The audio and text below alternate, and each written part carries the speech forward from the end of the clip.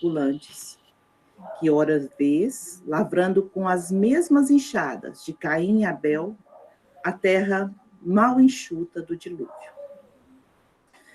Aliás, se nos dissesses, nós não teríamos te acreditado.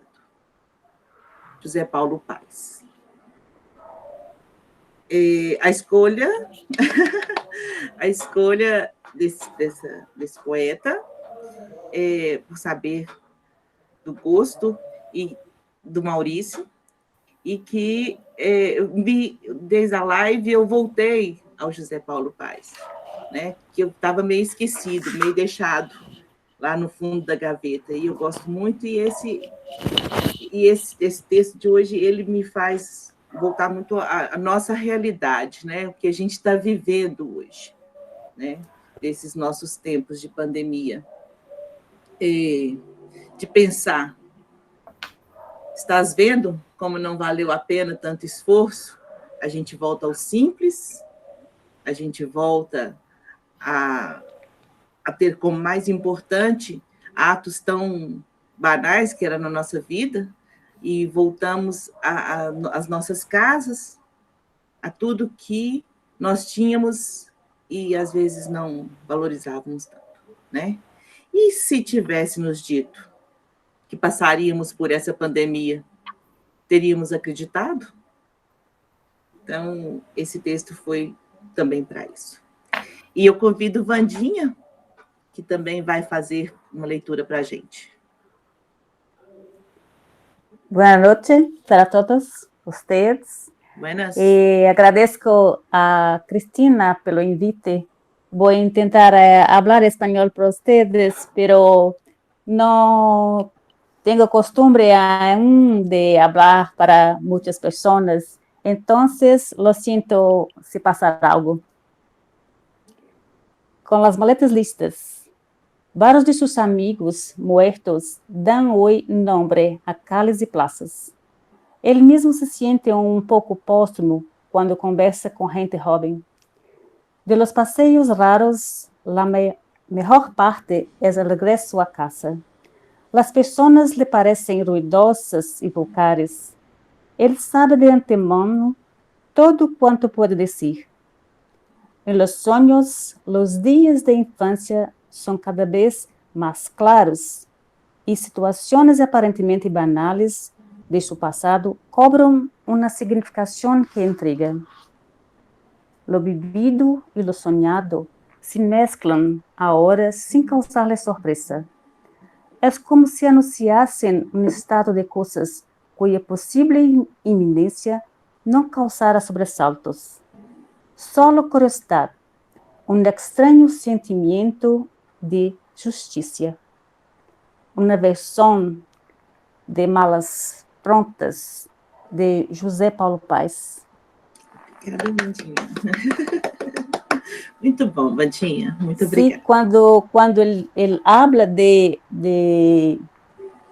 ele mesmo siente um pouco próximo quando conversa com gente jovem, e de los passeios raros, o que mais importa é o regresso à casa.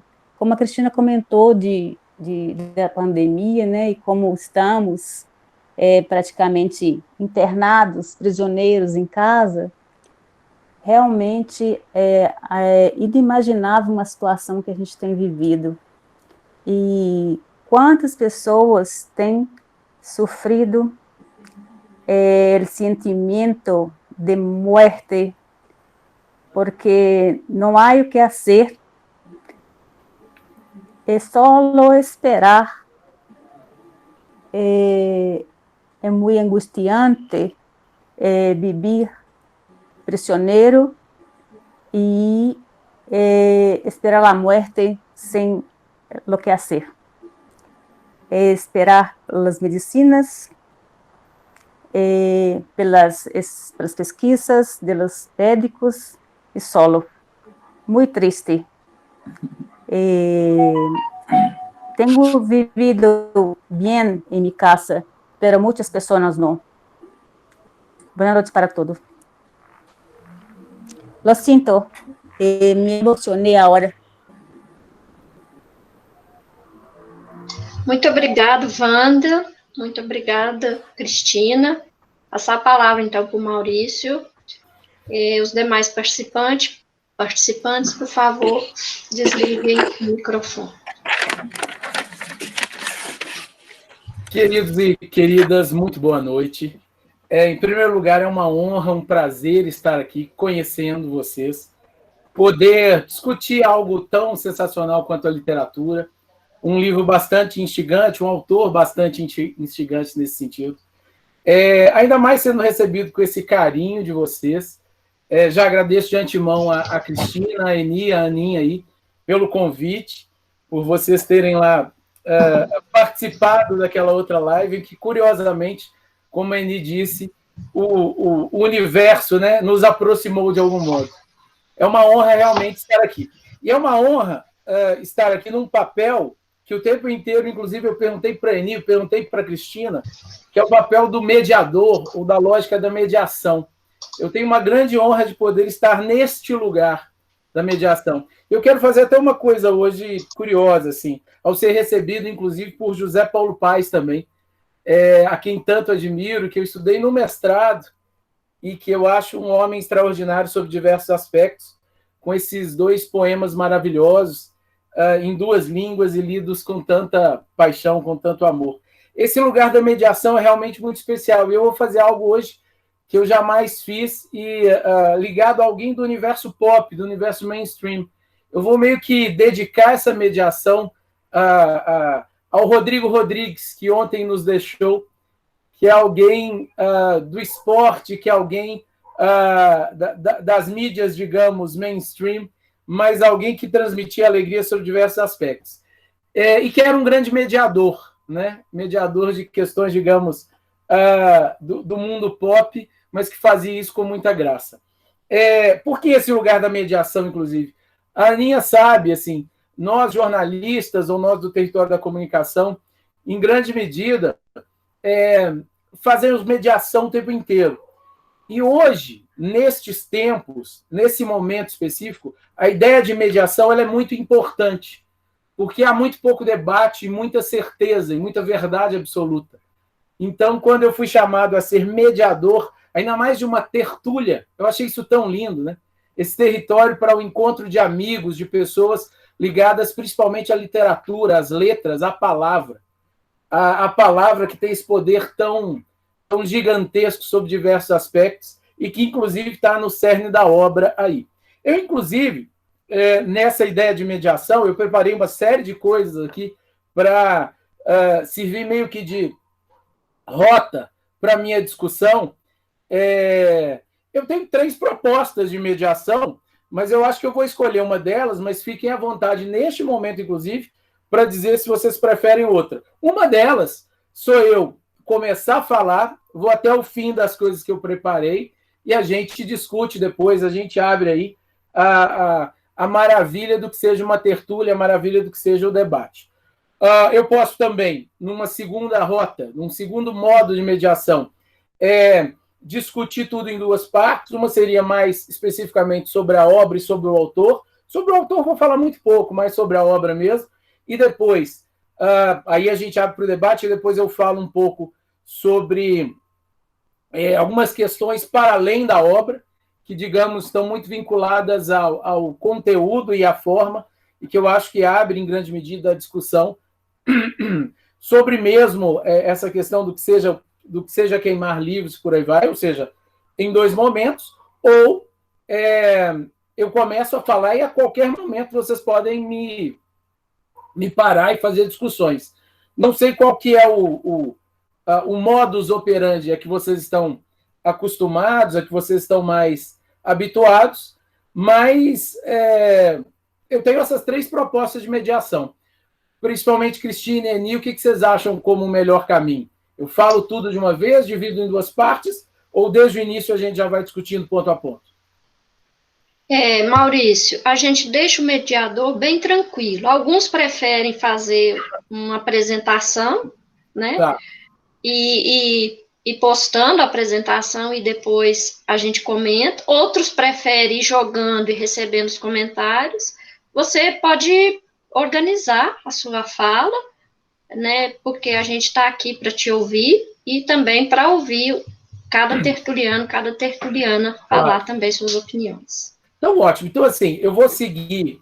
Obrigado, Eni. Eu vou seguir na minha lógica, aqui nas coisas que eu preparei, mas a qualquer momento vocês sintam-se completamente à vontade para fazer alguma pergunta, fazer algum comentário.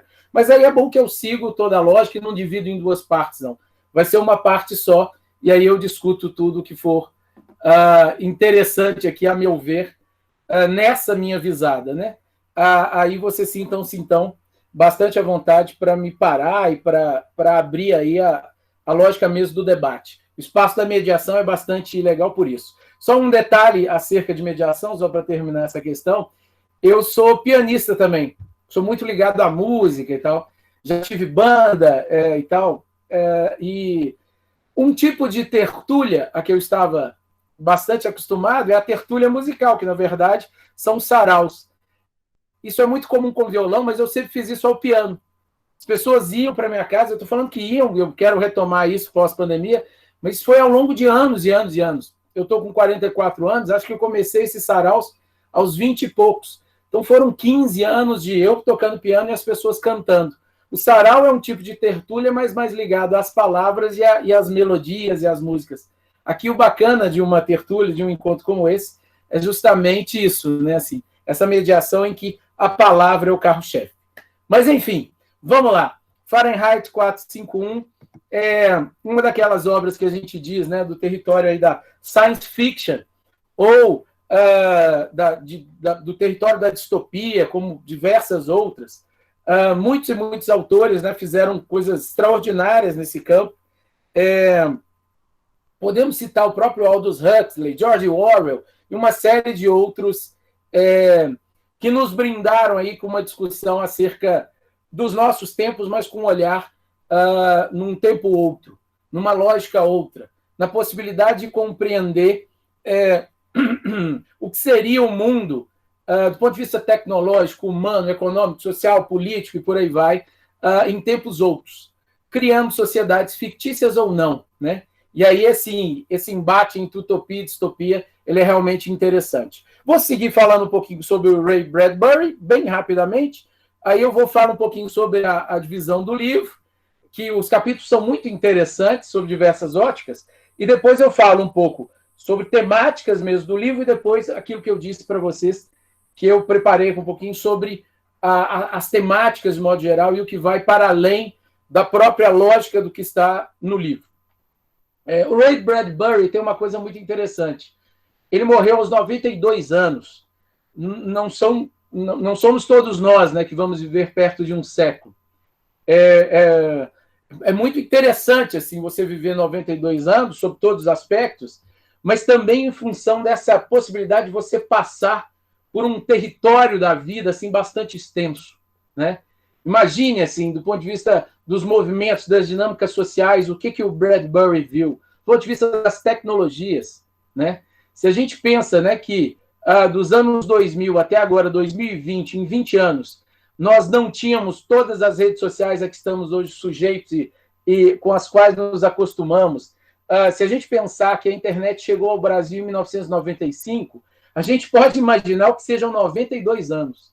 Em 25 anos, a nossa capacidade narrativa, a nossa capacidade de encontro, a nossa capacidade de lidar uns com os outros se redefiniu completamente. O que é, em grande medida, portanto, viver isso ao longo de 92 anos. Então, é muito interessante saber que na metade dessa jornada, ou, na verdade, na primeira metade dessa jornada, o Ray Bradbury já tinha, né, uma noção tão bem articulada do que seríamos nós e do que a tecnologia poderia fazer com a gente. Então, esse item ele é muito interessante a gente pensar em um autor tão à frente do tempo, no sentido de percepção mesmo de um mundo, percepção do que a própria literatura pode, mas e que tenha vivido, em grande medida, até 2012, para ver o que aquela, né, o que aquela fantasia, aquele ideário todo, construído por ele em diversas obras, e especificamente aqui na nossa discussão em Fahrenheit 451, acabou por se tornar realidade, foi além ou aquém do que ele imaginava. O Bradbury é autor é daqueles autores prolixos, produziu muita coisa boa, mas com mais de 600 obras, entre contos e livros e por aí vai. É para muitos um dos grandes autores do século XX. Há quem diga, inclusive, que o Fahrenheit 451 é uma das grandes obras norte-americanas do século XX. Eu acho um pouco demais, em função de toda a concorrência com tantos outros autores, mas é realmente um livro importante sobre diversos aspectos. Do ponto de vista da forma, sim, do ponto de vista do conteúdo, ainda mais em função de tudo isso, né, que nos proporciona como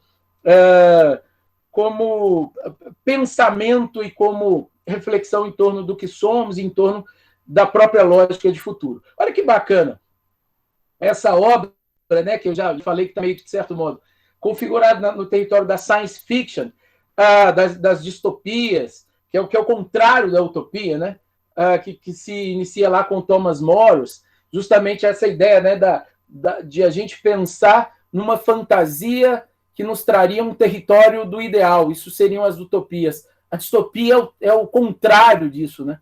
É o território antípoda desse lugar do ideal.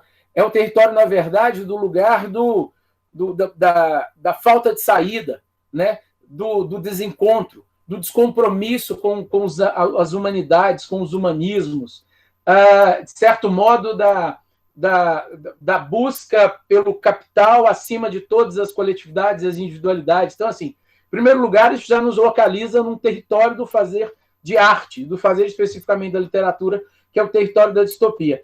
E olha que legal, muita gente chama também esse tipo de ficção especulativa.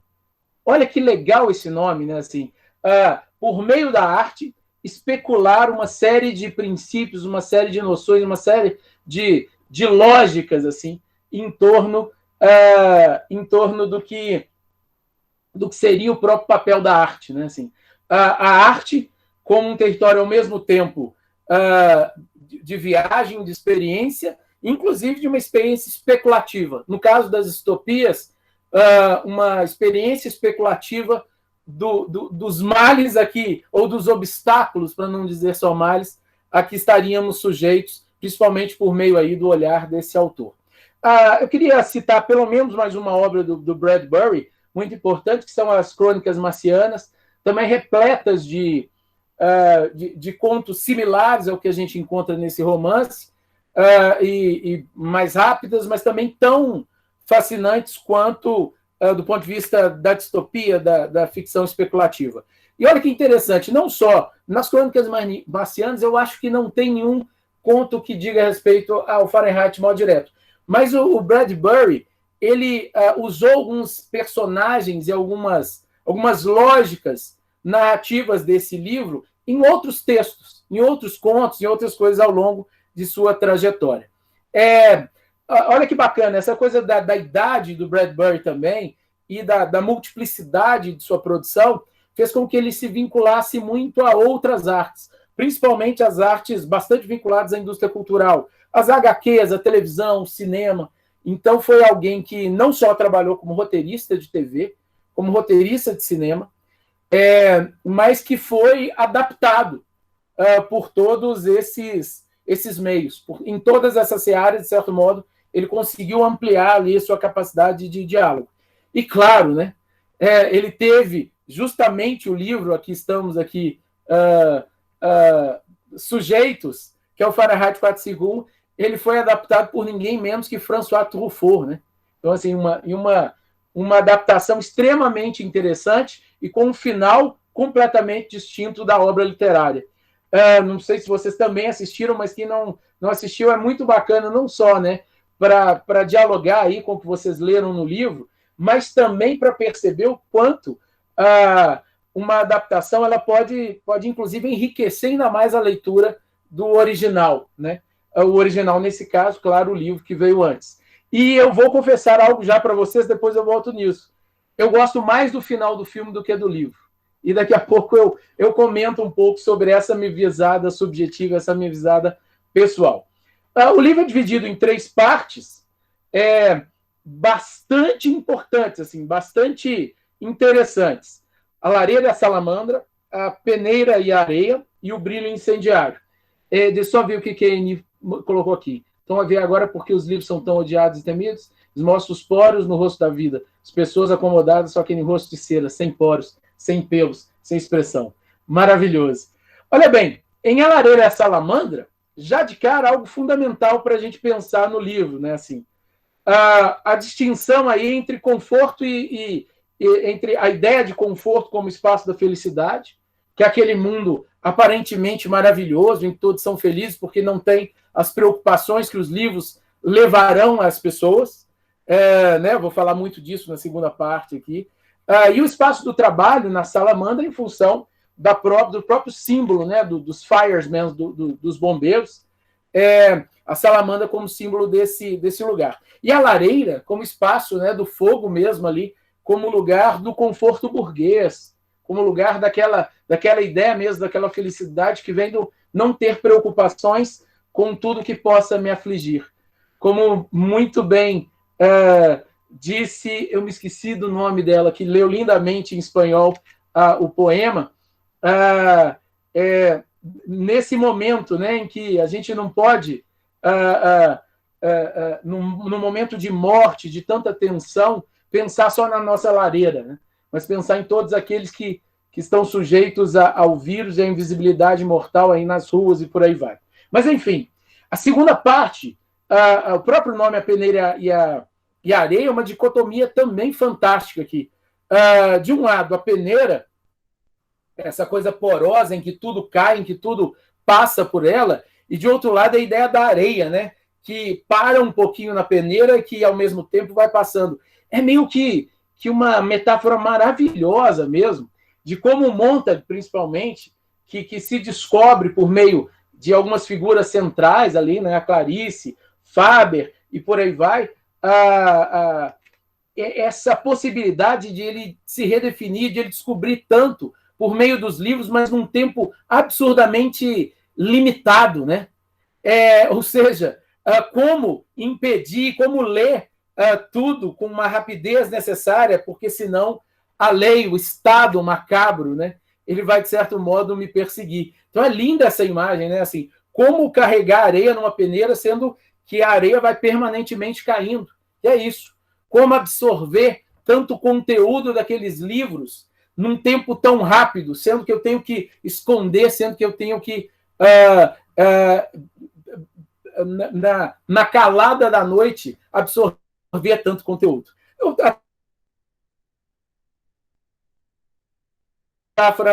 Mais extraordinário ainda, a ideia do brilho incendiário. Maurício, repete, por favor, porque cortou sua fala. Assim, o que, Ani? Toda a parte da peneira da areia ou só o final? As últimas frases, Maurício. Beleza. É muito difícil, né? Beleza, só o final. É muito difícil imaginar, né, nessa cena linda, você carregando uma peneira com areia por sobre essa peneira. Você quer levar aquele conteúdo, você quer absorver aquela areia, você quer fazer algo com aquela areia, mas enquanto você caminha, aqueles grãos todos vão se espalhando pelo chão, ou seja, a perda do conhecimento, e que você tem que carregar rapidamente para chegar a algum lugar, para que aquele conteúdo possa ser, de certo modo, depositado num lugar em que não se perca. Como na maravilhosa imagem aí mesmo da peneira e da areia, aquele homem que se descobre novamente, que se redefine como ser no mundo a partir da leitura dos livros proibidos e que sabe que tem que absorver todo aquele conhecimento, todos aqueles saberes, todas aquelas reflexões proibidas num espaço de tempo muito corrido. Então, a metáfora aí da peneira e da areia é maravilhosa, né? Maravilhosa. Por fim, a ideia, na terceira parte do livro, a ideia do brilho incendiário, que é a que eu sou mais crítico a ela, mas que a metáfora aqui é maravilhosa. Claro, o brilho incendiário aí diz respeito também, de modo mais direto, à bomba atômica, que é o modo, né, como o Bradbury busca resolver aquela questão. É isso que eu acho um final um pouco meio fácil, fácil no sentido negativo mesmo, que o Truffaut vai redefinir de modo mais poético e mais intenso, a meu ver, no filme. Mas esse brilho incendiário diz respeito à bomba atômica, que o próprio homem, né, que meio que enquadra, homogeneiza ali aquele modo de viver, aquele modo de vida,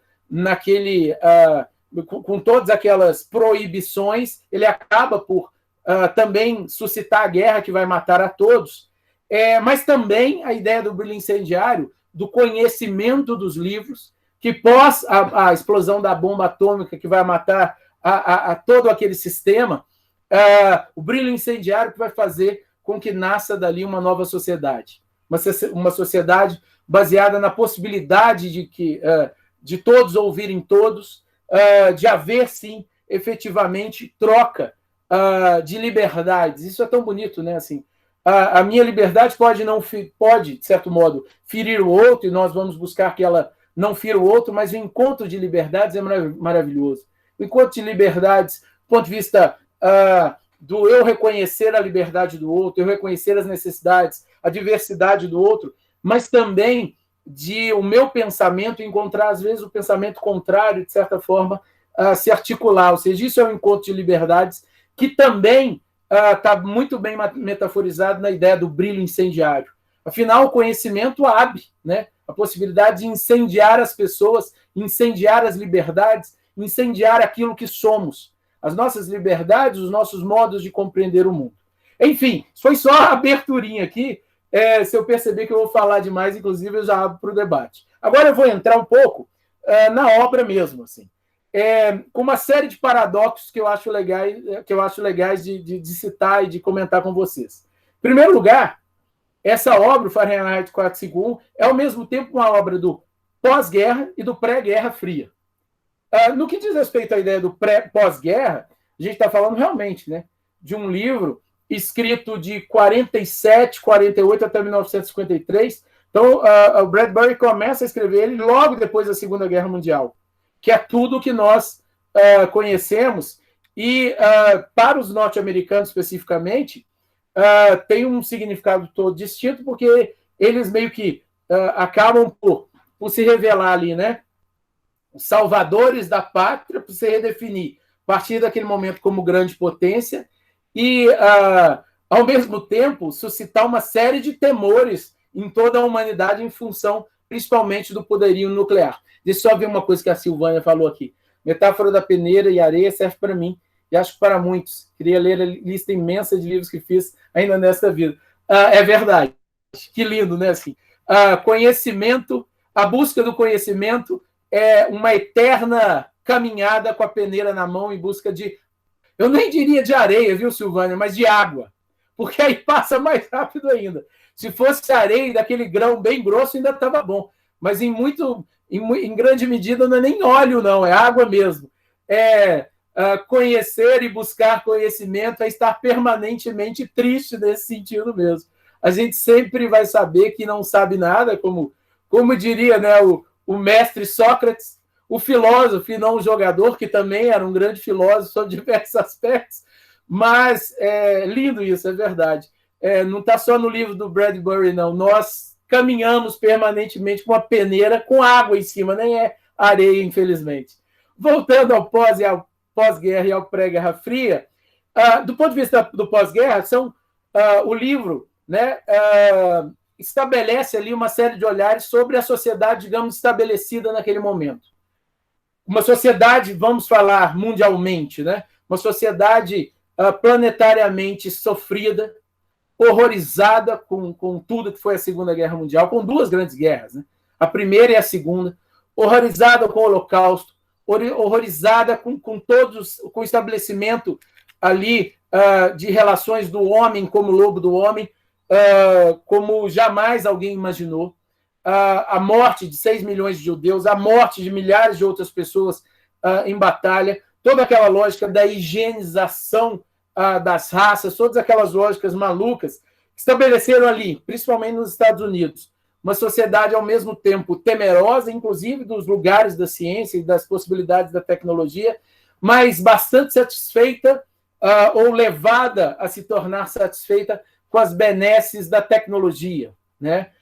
Mas, ao mesmo tempo, uma sociedade patriarcal, uma sociedade absurdamente preconceituosa, em que, por exemplo, as mulheres nos Estados Unidos eram delegadas a papéis muito específicos, o da cozinha, o do cuidar da família, aquela lógica patriarcal que a gente não consegue mais lidar com ela, ainda bem. Mas uma sociedade estabelecida, em grande medida, sobre esses dois aspectos.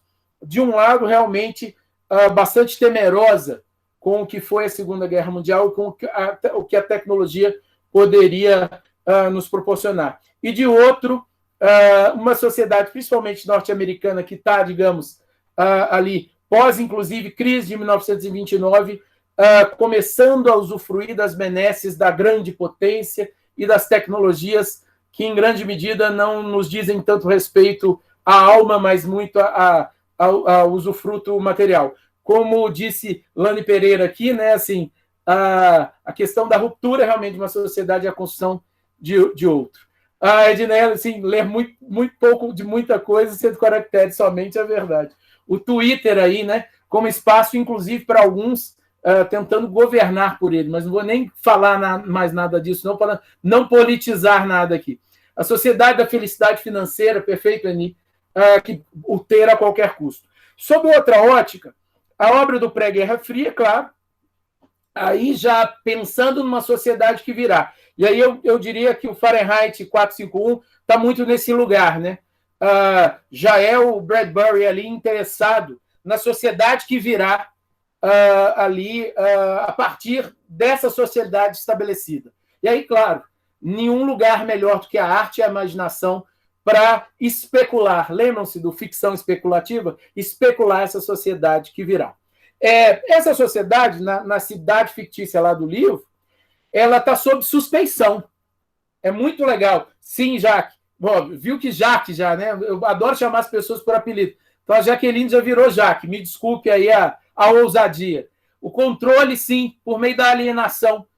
No caso do livro, isso de modo absurdo, né? De modo completo, do início ao fim. E isso só se redefine por meio do brilho incendiário, da bomba atômica que acaba com tudo na visão lá da ótica, aí sim, do enredo do livro, e do brilho incendiário daquelas pessoas que vão, como disse Lani aqui, estabelecer uma ruptura para a construção de uma nova sociedade. Mas no livro, essa sociedade está completamente...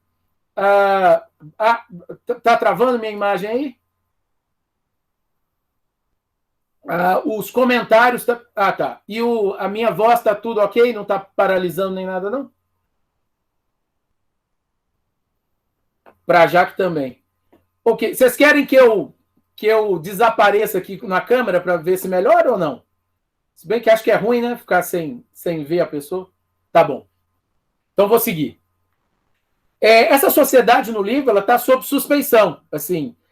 E olha que legal. De suspeição de todos no livro, no próprio livro, as personagens, principalmente figuras como a Clarice, como Faber, enfim, como o próprio Montague ao longo da história, mas principalmente sob suspeição do leitor. Uma coisa é a nossa suspeição privilegiada aqui, privilegiada nossa, em 2020, discutindo um livro de 1953. Mas essa suspeição do leitor, e aí ele é completamente metalinguístico, o livro, né? É o livro mesmo ali, de 1953, pondo em suspeição a própria sociedade ao redor dele, principalmente os leitores norte-americanos.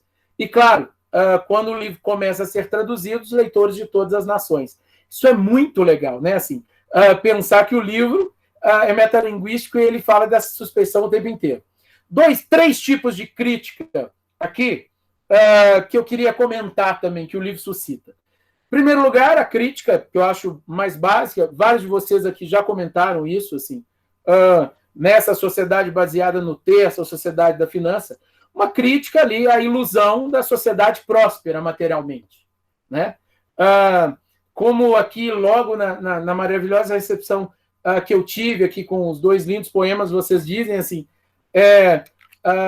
nessa pandemia mesmo a gente vê o tanto que temos muito mais do que o que necessitamos, o tanto que, em grande medida, a tecnologia pode, sim, fazer com que tenhamos esse encontro que, para mim, pelo menos, está sendo tão saboroso, Então, é uma honra para mim estar aqui, mas a mesma tecnologia que faz com que as pessoas construam mentiras como material, como pólvora política, de redefinição das relações sociopolíticas, econômicas, ou seja, essa tecnologia é dúbia. Mas, de modo específico, uma ilusão realmente dessa sociedade próspera porque tem.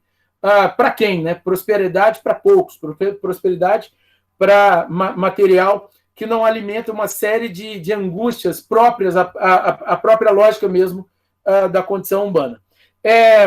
Nesse sentido, antes de falar das outras duas críticas, tem outro elemento aí sobre suspeição no livro, fundamental, a ciência e a tecnologia. Olha bem, se a gente pensar, e aí eu vou falar isso rapidamente, porque senão eu falaria só sobre isso com vocês, que é uma das minhas áreas realmente de atuação, divulgação científica. A ciência, depois da Segunda Guerra Mundial, ela é posta num lugar de questionamento completo, por meio do olhar das dinâmicas sociais. Por quê? Se lá, a partir do século XVI, ali, com os renascentistas, fins do século XV, e isso se estabelece de modo regular no século XVII, com a consolidação da chamada ciência moderna. Se naquele momento a ciência é vista como fundamental para a gente não explicar as coisas do mundo só metaforicamente ou metafisicamente, o trovão é a braveza de Deus. Não, o trovão ele diz respeito à relação entre prótons e elétrons, enfim. Há uma série de questões que podem ser explicitadas do ponto de vista científico, se ali, a partir do Renascimento, e na consolidação, a partir do século XVII, da ciência moderna, a ciência é vista como fundamental para evitar a mera explicação metafísica do mundo, das relações, o que seja, e a partir daí ela é vista como extremamente benéfica ao produzir a cura, ao produzir uma série de elementos que fazem com que a humanidade ela se reforce. Com Hiroshima e Nagasaki, a ciência é posta à prova. A partir de Hiroshima e Nagasaki, a ciência é colocada no centro das discussões. Opa, essa mesma narrativa e esse mesmo modo de compreensão do mundo, que produz tanta coisa benéfica e que redefiniu o lugar da nossa própria relação com as coisas do mundo, com a natureza, o que seja, pode nos matar. O livro é, em grande medida, um libelo dessa discussão. Essa mesma ciência que é fundamental, e hoje ela é fundamental, eu sou um pesquisador, eu sou ligado à ciência, ela é posta à prova naquele momento, em função do que ela pode provocar de caos, de morte, de extermínio. Exatamente. A ciência que também é aproximada ali do extermínio de milhões de pessoas nos campos, mortos por médicos, por cientistas, para não falar, né, de toda aquela ciência do mal ali dos nazistas. Enfim, além da ciência, tem dois tipos de crítica muito legais no livro. Uma crítica, de um lado, progressista ao macartismo, né, ali, aquele movimento e todas aquelas ações lideradas pelo senador Joseph McCarthy, que numa caça às bruxas comunistas, né, o velho discurso ali, né, do comunismo, claro, naquele momento real, em função da Guerra Fria e dos dois blocos, o capitalista e o comunista. Queria só ler um trechinho aqui, só para vocês verem, do próprio Bradbury falando sobre isso. Olha o que ele fala numa entrevista. Durante o reino de terror do macartismo, eu escrevi um romance, Fahrenheit 451, que era um ataque direto ao tipo de força destruidora de pensamentos que ele, Joseph McCarthy, representava no mundo. No entanto, poucas pessoas me atacaram por escrever um romance antimacartista. Eu fui capaz de fazer propaganda sem ser apedrejado ou agredido. Será que hoje ele seria, né? Olha bem, que tempos estamos vivendo, hein? Olha que legal. Posteriormente, os russos piratearam uma edição deste mesmo livro, o que eu ouvi dizer que foi muito bem em vendas na Rússia. Olha que incrível isso. Obviamente, por se tratar de ficção científica. Eles não compreenderam a mensagem que eu passava. Claro, de que não havia distinção, né? Todos os tipos de tirania em qualquer lugar do mundo, em qualquer época, seja de direita, esquerda ou centro, são terríveis. Então, eu fui uma força subversiva na União Soviética, enquanto estava sendo igualmente subversivo aqui nos Estados Unidos. Isso é incrível, né? Olha que legal, assim. O Bradbury consegue ser subversivo nos Estados Unidos e na Rússia em plena Guerra Fria ao mesmo tempo. Olha o que a arte pode proporcionar. Se essa é a crítica progressiva, o antimacartismo, de outro lado, tem uma crítica conservadora, a meu ver, no livro, à indústria cultural. Claro, o livro é fundamental. Vocês estão vendo aqui atrás, adoro livros. Vocês todos na tertúlia adoram livros, mas a gente não precisa adorar livros e detestar o cinema, detestar as HQs, detestar, de certo modo, a indústria cultural. Claro, a gente está falando de um período que, principalmente a escola de Frankfurt, um movimento que a Aninha Nobre tão bem estudou lá no curso de jornalismo, um movimento de discussão de pesquisadores que nessa escola vão discutir e vão ser bastante críticos à chamada indústria cultural. E aí o Bradbury, bem frankfurtianamente, ele vai contrapor mesmo as belezas, maravilhas da alta cultura, de livros de Shakespeare, para quem seja, ao terror do que seja a televisão, do que seja essa arte menor. E aí eu chamei isso de crítica conservadora, porque, claro, ele foi ali adaptado por Truffaut, ou seja, não tem nada de arte menor, né, num cinema como aquele. Sim, verdade, Eni, assim, a literatura como fonte também para diversas outras artes, cinema, música, teatro. E é isso que ele proporciona. E aí, de certo modo, por isso que eu chamo a crítica do livro conservador essa lógica. Agora eu chego à minha famosa crítica ao final. Né? Como todos leram o livro, eu não estou preocupado aqui em dar spoiler. Todo mundo sabe dos finais. Mas eu vou dar spoiler do filme, quem não viu o filme, tá? Há uma grande distinção entre o final do filme e o final do livro. O final do livro, vocês leram, uma bomba atômica elimina ali, né, grande parte daquela população que aparentemente só vive as benesses do mundo, mas que está em guerra, e aquela bomba atômica vai acabar com todos aqueles que estão de um lado ou de outro, e claro, os sobreviventes, principalmente daquele grupo ali progressista, o grupo das pessoas próximas aos livros, próximas à memória, próximas a tudo que os livros representam, é que vão ser, de certo modo, isso fica meio que no ar, os fundadores da nova sociedade, os fundadores dos novos tempos. O que eu acho?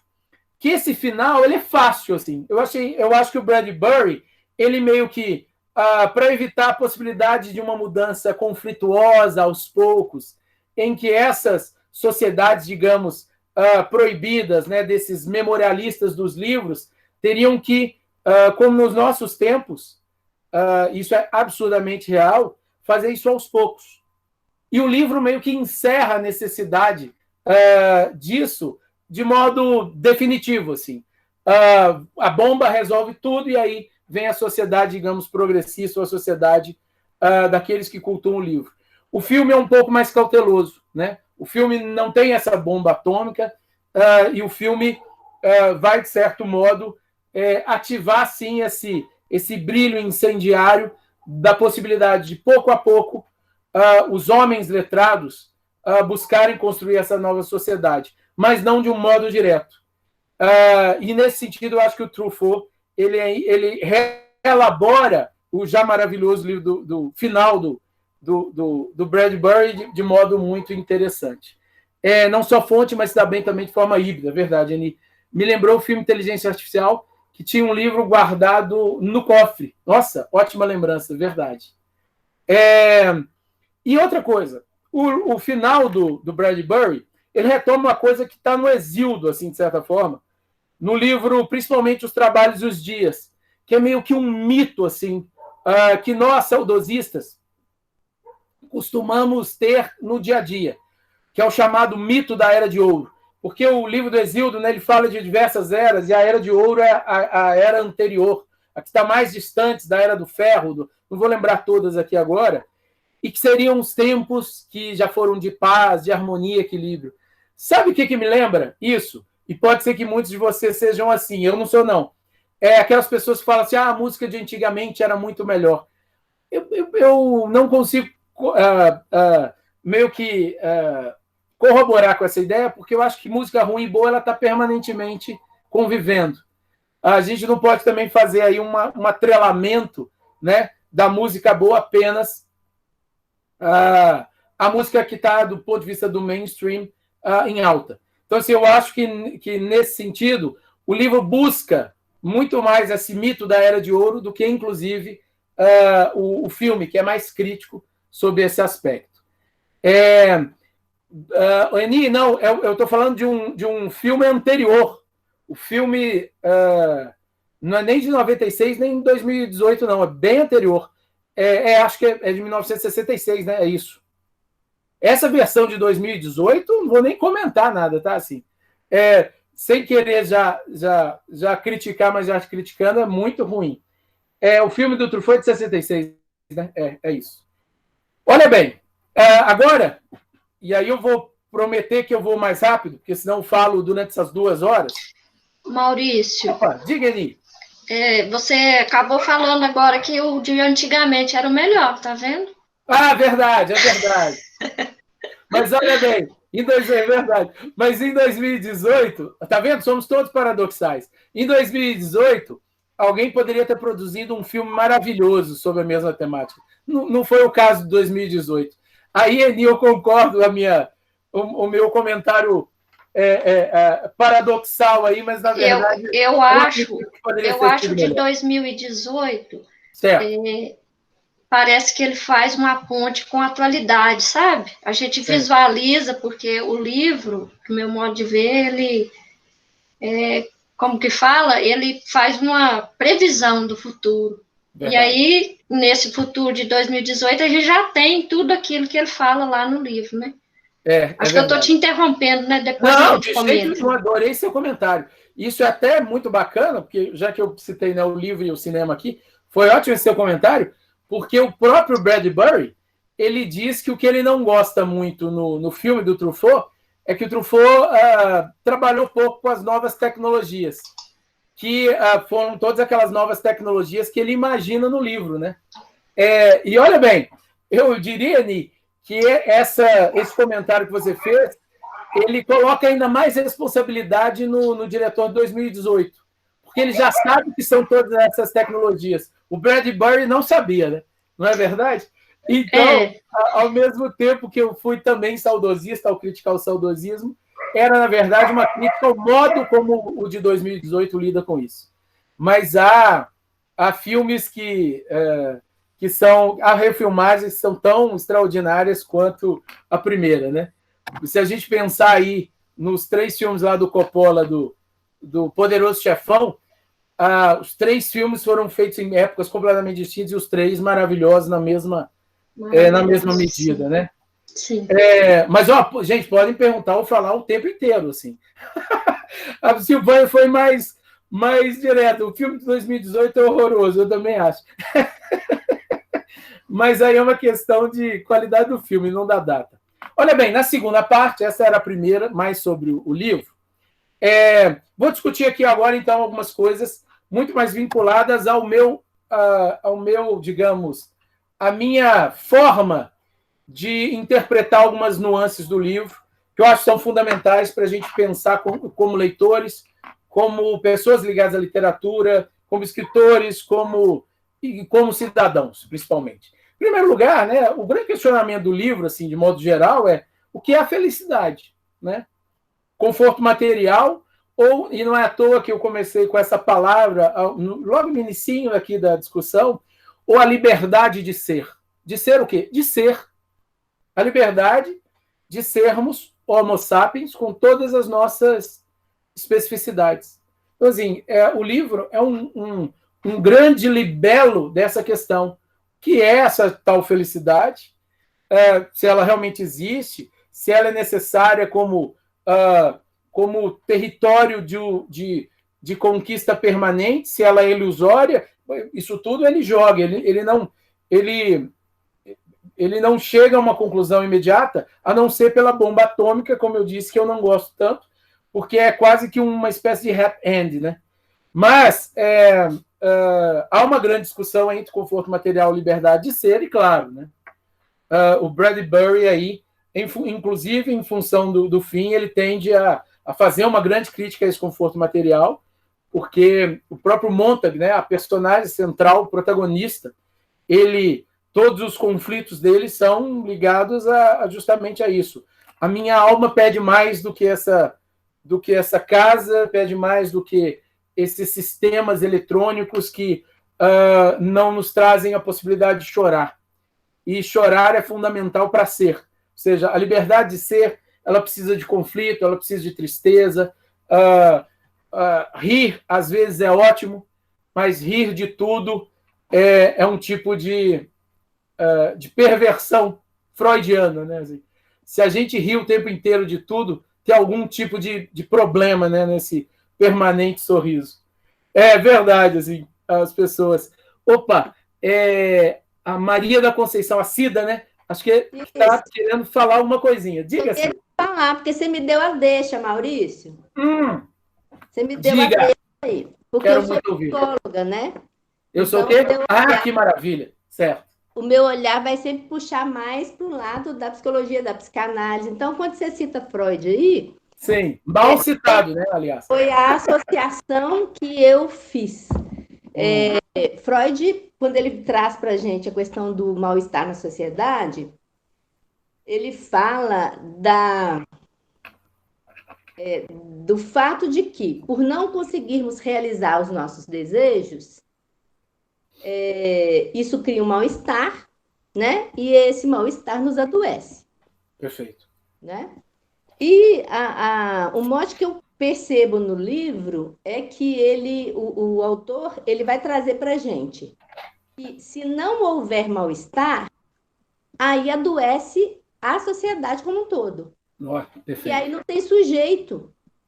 Sim. E se não tem sujeito, não tem como ter mal-estar. Mas também não tem possibilidade nenhuma. Sim, não há possibilidade. Eu acho até que o autor ele vai para esse lado quando ele coloca a bomba atômica ali, né? Tipo assim, não tem sujeito mais. Mas o bonito que eu vi é que, apesar, ele traz a ideia de que toda aquela situação foi gerada pelo desejo das pessoas de eliminar o mal-estar. Exatamente. Né? Só que tem uma resistência. Por quê? Porque senão não precisava proibir, não precisava queimar os livros. Perfeito, Então, claro. É bonito ver isso assim, que ao mesmo tempo que o sujeito quer eliminar o mal-estar, ele precisa do mal-estar, porque é exatamente o mal-estar que faz ele produzir de alguma forma. E o papel da literatura entre aí, né, na nossa cultura e entre as artes, como possibilidade, né, para trabalhar com esse mal-estar, mas sem eliminá-lo. Então, assim, achei muito legal essa ideia aqui, sabe? De sem mal-estar não tem sociedade. Verdade. O vínculo não tem sujeito, né? E achei bem interessante isso aí. Então é isso. Nossa, Cida, faço minhas todas as suas palavras, que com propriedade, né? De quem faz aí uma leitura maravilhosa do Freud. Essa própria ideia mesmo de mal-estar da civilização, né? Se a gente pensar, o desejo, ele é estimulado por uma faísca, às vezes. Só para usar a metáfora aí do fogo, assim, os livros são terríveis porque eles podem ser fagulhas, pequenas faíscas, que vão nos incendiar individualmente, e ao incendiar individualmente, nós incendiamos a coletividade e estabelecemos o lugar do mal-estar no próprio crescimento das liberdades individuais e da própria ideia de coletividade. Nós vivemos, né, assim, uma tentativa tal de anulação da dor, de anulação das faíscas do desejo não realizado, como você fala, que a gente busca trabalhar a própria questão da morte, que faz parte da vida, como um território da perda, assim, da perda material. Assim. É como se dizer da morte ou vivenciar a morte fosse vivenciar uma espécie de sentimento de perdedor. Eu acho muito interessante, assim, o lugar do luto ele é fundamental, que inclusive é um lugar agora impedido, né, em função do próprio vírus, e eu fico absurdado com a nossa incapacidade, de um lado, de lidar com a mobilização da dor por meio do desejo e de não conseguirmos lidar com tudo o que não dá certo. Pense em duas adolescentes, uma conversando com a outra. E aí uma delas diz, nossa, eu gostava tanto daquele menino, ou daquela menina, ou daquela pessoa com quem eu me relacionava, mas essa pessoa, de certo modo, ficou com outra pessoa, ou seja, me traiu, e eu estou muito triste. A primeira lógica, né, de resposta, ao invés de uma espécie de compreensão da ideia da empatia, é a seguinte, a resposta, o que é isso? Não fique nem um segundo de luto. Vista a melhor roupa e vamos sair. E vamos sair porque você merece a felicidade. O livro discute isso de modo imediato, assim. É como se todos fossem transformados nessa amiga ou nesse amigo da onça, a meu ver, Sim. que quer você o tempo inteiro rindo. Não, saiba, no momento em que o outro diz da dor, apenas ouvir e dizer, às vezes, sim, a sua dor é profunda. Sim. Essa dor é profunda, mas ela vai passar assim como todas as outras dores. E ao final dessa dor, você possivelmente será um ser com uma liberdade maior. Agora, é impossível que esse ser tenha maior liberdade se isso não for feito, realizado ou vivenciado aos poucos. O livro é sobre isso, né, Cida? É sobre isso. É muito bom, muito bonito. É maravilhoso sobre esse aspecto. Maurício, muito obrigado. Oi, diga, Cida. E como que a obra é atual, é fantástico isso, Nossa, né? Porque, assim, que cara visionário. Sim, eu vou te confessar que ela é atual a ponto de... Eu já tinha lido o livro há muito tempo, estava longe dele, já tinha visto o filme há muito tempo, e a Ludmilla, do site A Matutina, que foi onde a Cris e a Aninha e a Eni me encontraram lá, maravilhosamente, para eu poder estar aqui, ela me falou, Maurice, você topa discutir o livro? Eu falei, nossa, topa. Eu fui reler o livro, não consegui reler ele todo, inteiro, por conta do meu mal-estar. Eu também não consigo lidar com o meu próprio mal-estar, às vezes, de estar vivendo tudo que estamos vivendo. Normal. Normal, porque assim, dá uma vontade realmente de ser super-herói, né? E de certo modo, resolver tudo com uma bomba atômica metafórica. Maurício. Sim, diga. E também quem está bem no meio dessa pandemia é que não está bem, né? Eu diria, inclusive, Eni, quem está bem demais não está bem consigo próprio, sabe? Assim? Sim. Rir demais nesse momento, das duas, uma. Ou você foi completamente absorvido pelo Estado, pelo governo estatal aqui que o Fahrenheit 451 estabelece, ou você não tem qualquer capacidade de empatia ao outro. Né, assim? Sim. E não precisa ser uma pessoa própria, não. Assim. A gente está falando de 90 mil pessoas mortas no Brasil. Como é que nós não nos mobilizamos do ponto de vista do que seja a vida como lugar também de morte, como lugar também de dor? E como lugar, né, de tudo aquilo que os livros queimados pelo Estado buscavam impedir. Né? Você ia falar mais uma coisa. Eu queria só aproveitar que você está falando dessa questão de livros queimados, porque o tema do Tertúlio esse ano é literatura sem censura. Perfeito. E aí a gente escolheu, né, livros que tratam dessa temática ou que foram censurados. Perfeito. E você que é da comunicação, parece que ele está falando muito mais dessa... Não pode beber vinho e fazer inveja na gente. No Tertúlio a gente tem lanches maravilhosos, sabe? Que maravilha. E aí a gente está com uma saudade de comer comida dos outros. Não. Então não vou tirar toda a poesia disso. Isso aqui é o meu vício, um vício absurdamente da indústria cultural. Coca zero. Então tá bom. Coca zero. Na verdade, não faça o que eu estou fazendo. Então tá bom.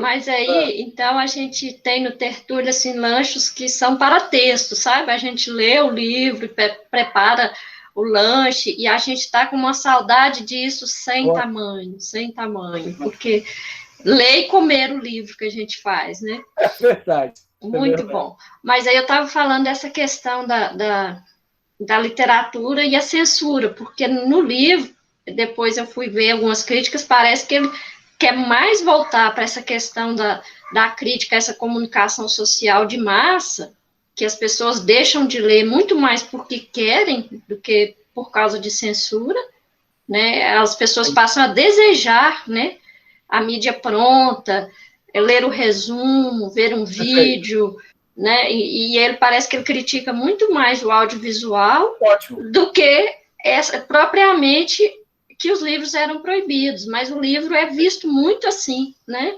Eu queria que você comentasse um pouco dessa questão das leituras censuradas, do ponto de vista dele. Ótimo. Vou aproveitar sua ótima pergunta para falar de uma crítica, digamos, mais abstrata, que diz respeito a isso que você está falando, e de outra, realmente, assim, direta, que diz respeito mesmo a uma própria espécie de censura metalinguística, que é interessante, que a gente já viveu no Brasil em alguns momentos, assim. A crítica, do ponto de vista da censura, é uma crítica direta ao macartismo mesmo, né? Que buscou também impedir a publicação de determinados livros, assim. Se a gente pensar no macartismo, nós estamos falando, sim, de um equipamento de Estado que buscou não só perseguir perfis, perseguir pessoas acusadas de comunismo, ou acusadas, né, de atitudes comunistas ou subversivas sob esse aspecto, e, claro, lembrem-se que em pleno momento de Guerra Fria, mas também que impediu a circulação de livros, que buscou impedir a circulação de ideias. Então, de modo menos abstrato ou de modo mais direto, o livro é uma crítica, sim, diretamente a isso, né?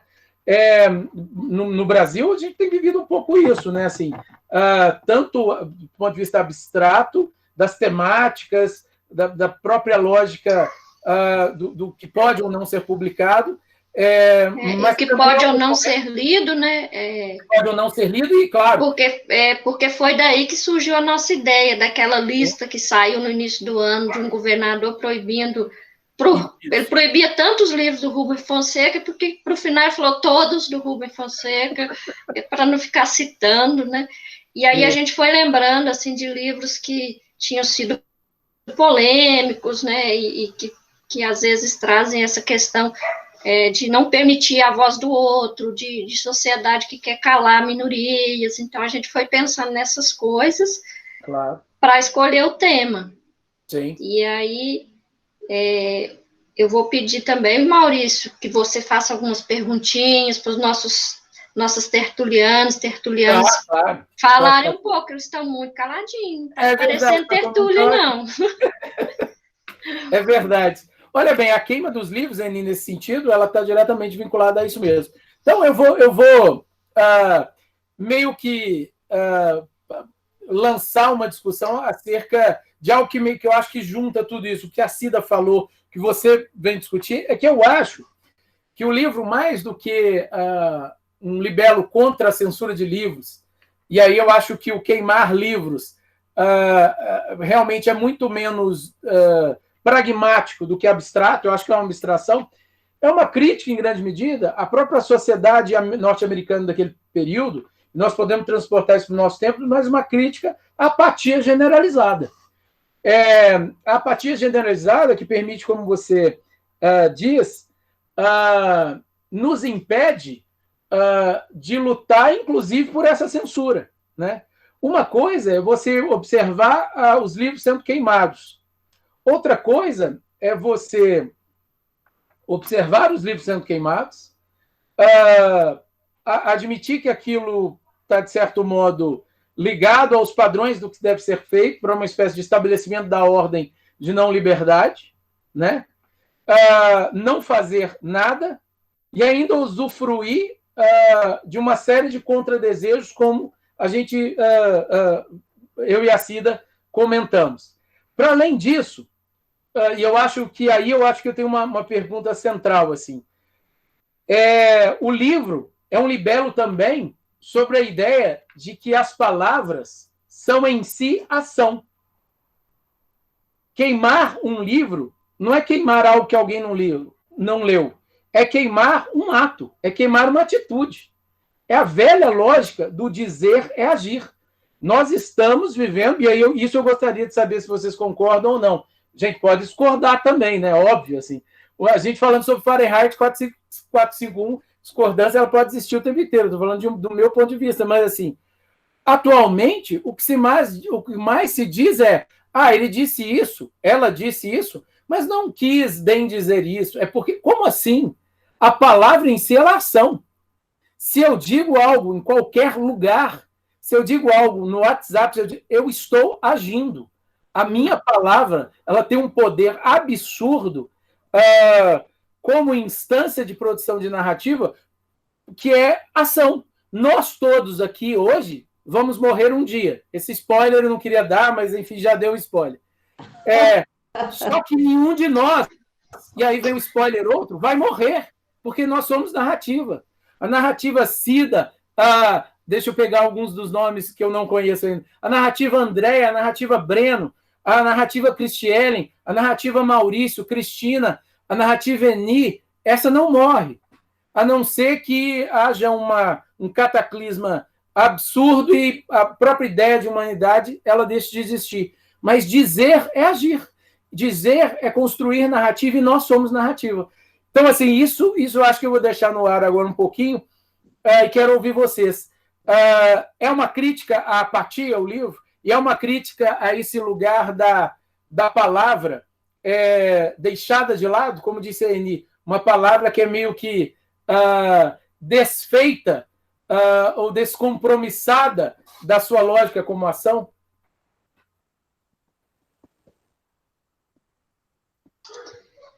Maurício, pergunta difícil essa, né? Madonna só fala ali, somos a linguagem pela linguagem, é verdade.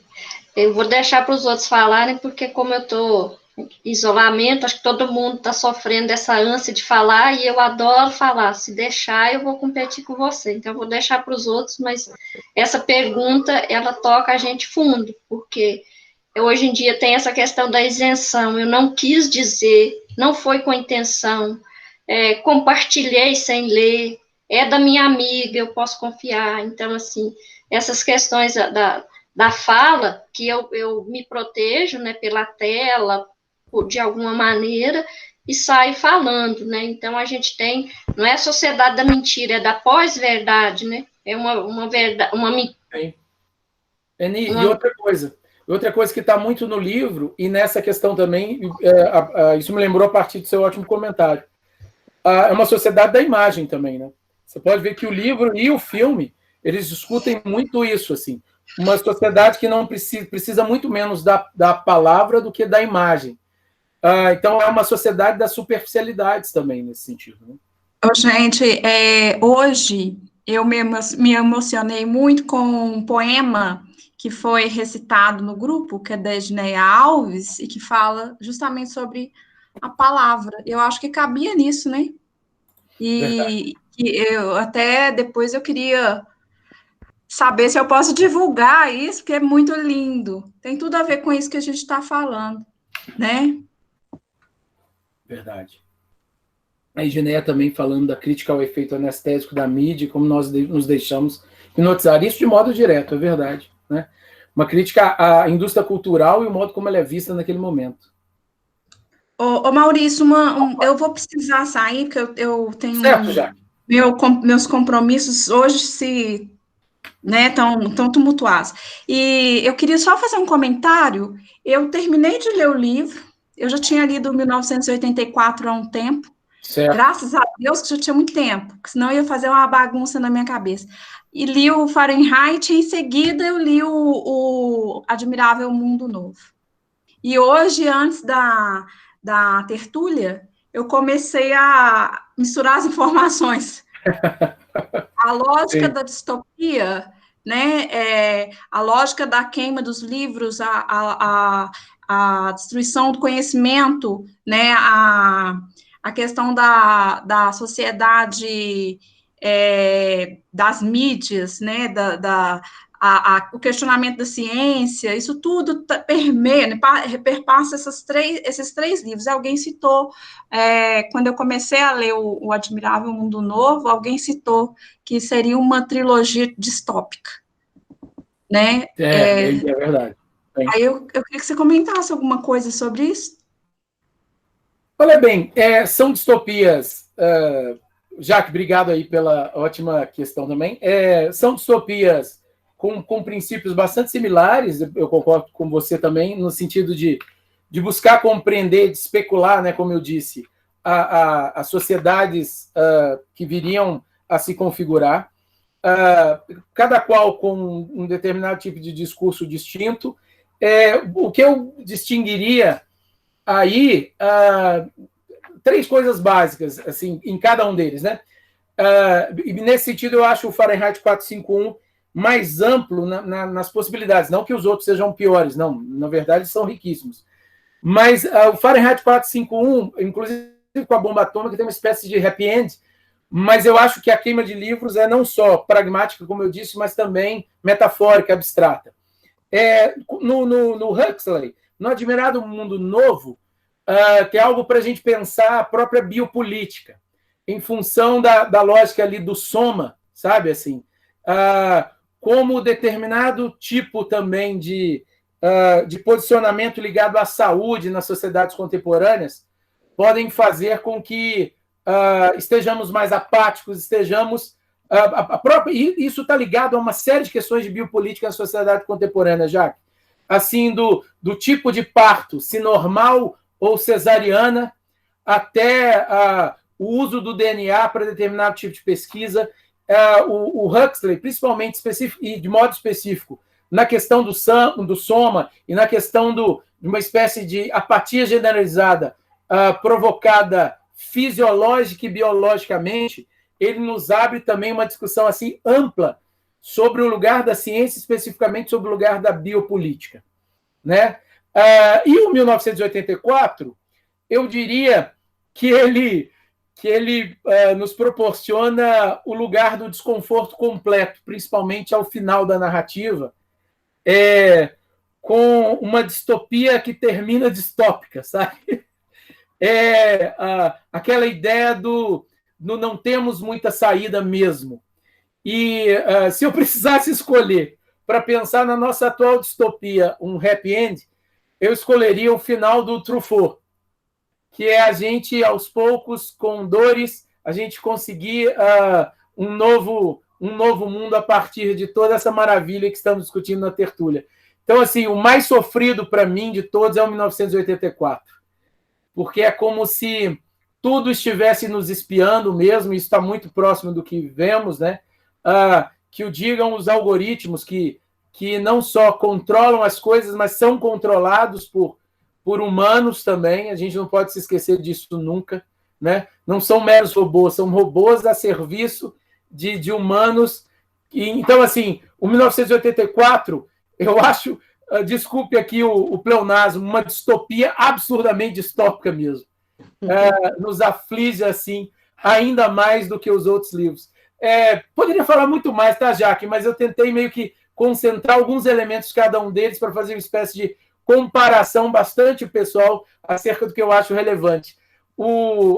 Só resumindo, o Fahrenheit nos abre esse espaço para todas essas discussões sobre a apatia generalizada, sobre o lugar da palavra, hoje, num país tão dividido, sobre a necessidade também de a gente suavizar as verdades absolutas.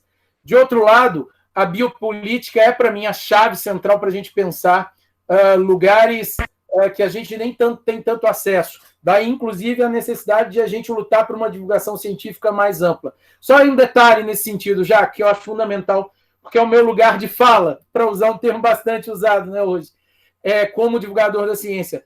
Nós precisamos saber a ciência que se produz no Brasil, e para lutar por ela, mas também para saber o que ela faz por nós ou não faz. Por exemplo, num país em que 90% da ciência é produzida com dinheiro público, o que é ótimo, não é uma crítica a isso. Nós precisamos saber se você tem um determinado tipo de grana, você vai investir nisso, em pesquisas na literatura, em pesquisas em saúde ou em pesquisas em engenharia. Todas são importantes, mas é legal que a gente participe desse debate público. E aí o Huxley, principalmente por meio do Soma, promove uma espécie de atenção assim, ao leitor. E aí, você só vai tomar o soma sem saber o que é a ciência e sem saber, de certa forma, o que você consome, do ponto de vista principalmente do nosso corpo no mundo. Alguém aqui, inclusive a Eni, falou, né, da biopolítica versus necropolítica. Realmente, assim, acho que o Huxley aí é uma leitura maravilhosa para a gente discutir esses dois territórios, a bio e a necropolítica, é verdade. Jaque, não sei se eu te respondi, falei demais, mas é isso.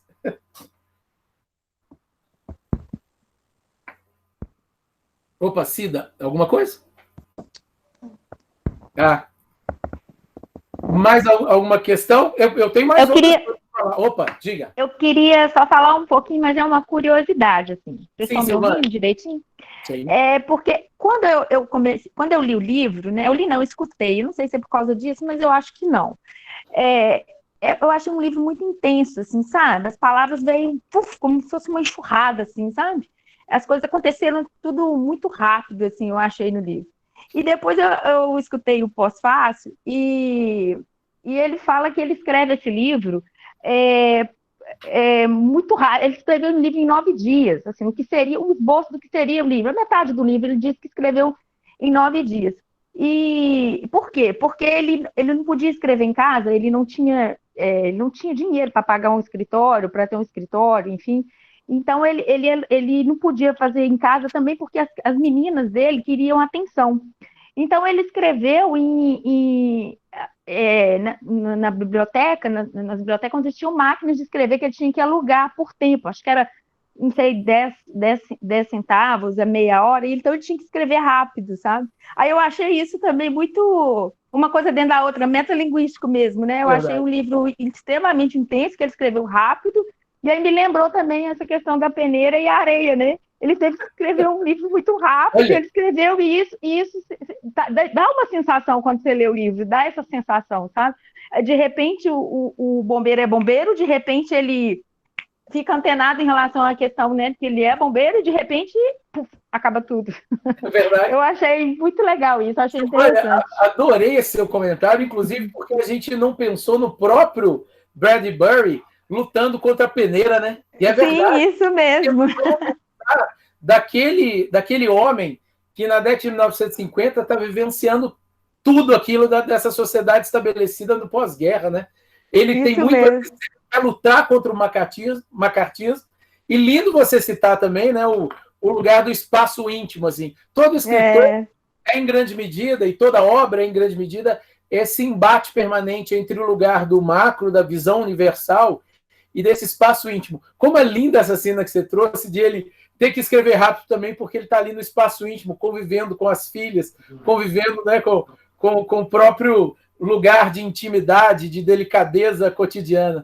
Sensacional isso. O Bradbury também está lutando contra a peneira, né? É verdade. Isso, eu também achei muito lindo. Agora, eu vou fazer a minha crítica que eu faço tanto ao livro, né, ao final, também usando do seu argumento.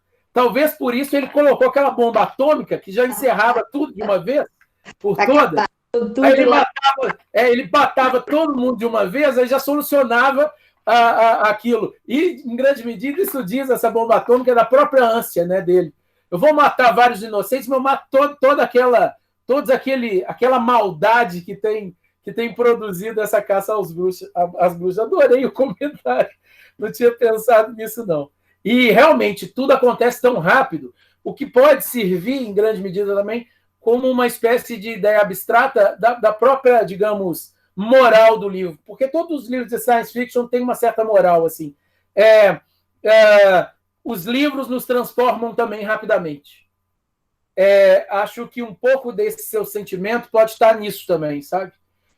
O Montag se transforma rapidamente porque os livros têm esse poder para usar algo que eu conversei com a Cida, de nos faiscar os desejos, as ânsias, com uma rapidez, talvez, que outros territórios não consigam fazer. A arte, de modo geral, né? Adorei seu comentário, assim. Me levou para outros lugares. Outros. Lani, assim, se a peneira seria o sistema também, né? A peneira é o tempo que nos falta, a peneira é o... Pensemos no período de ditadura militar no Brasil, a peneira é o que vai fazer com que vários artistas, e, por exemplo, para citar o cancioneiro popular, com que tantos compositores busquem saídas para driblar a censura. A peneira, nesse sentido, é a própria censura, né? Nós precisamos fazer as coisas às escondidas ou rapidamente. A peneira aí é uma metáfora do livro para uma série de terrores estabelecidos da censura, né? De certo modo, o próprio cerceamento das nossas liberdades. Edneia, quer falar?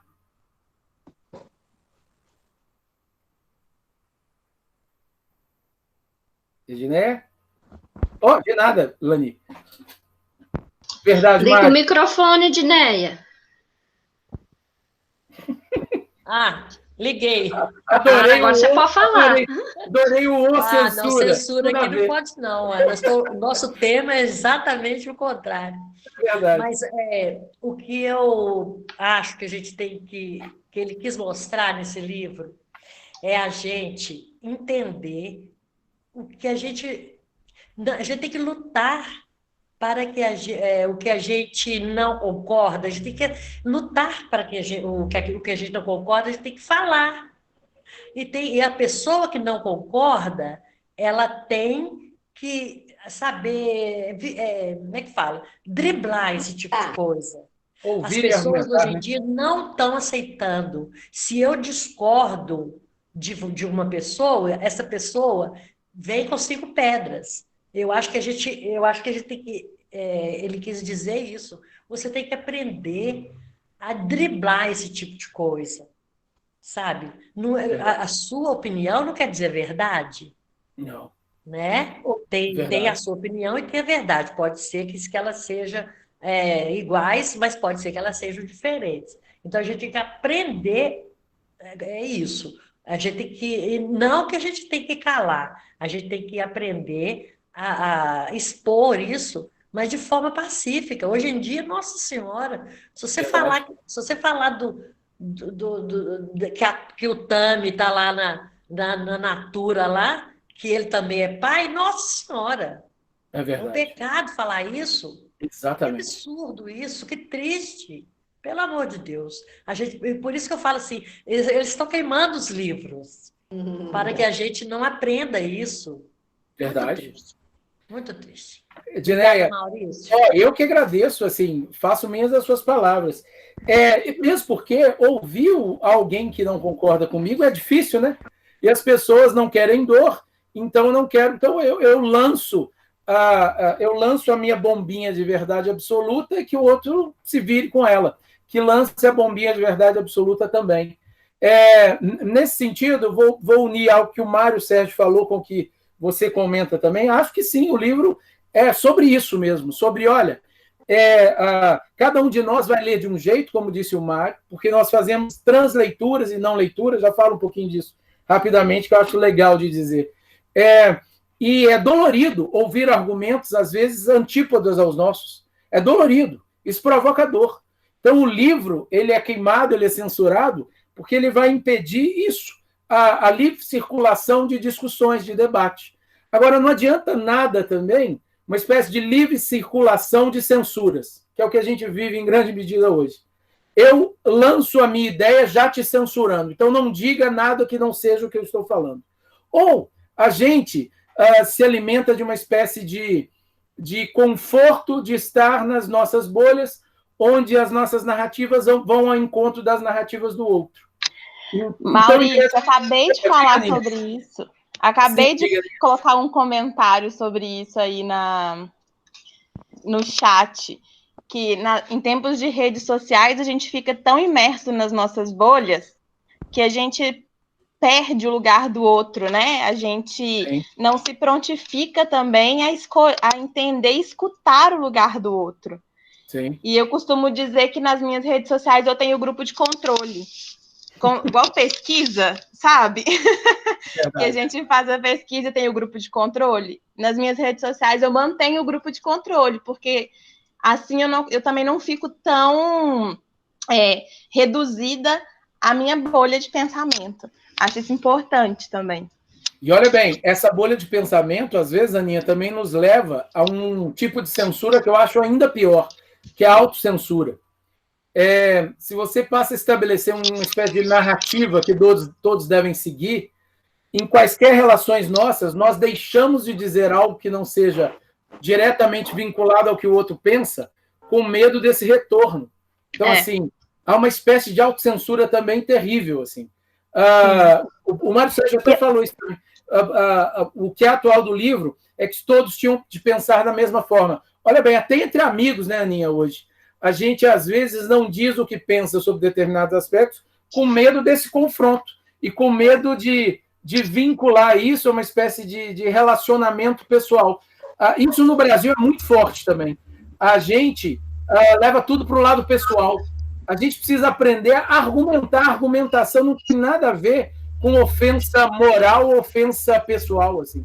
Eu posso discordar de você, às vezes, redondamente, e continuar sendo seu amigo, te mandar um presente, te carinhar, mas ser distintamente construir uma narrativa distinta da sua, né?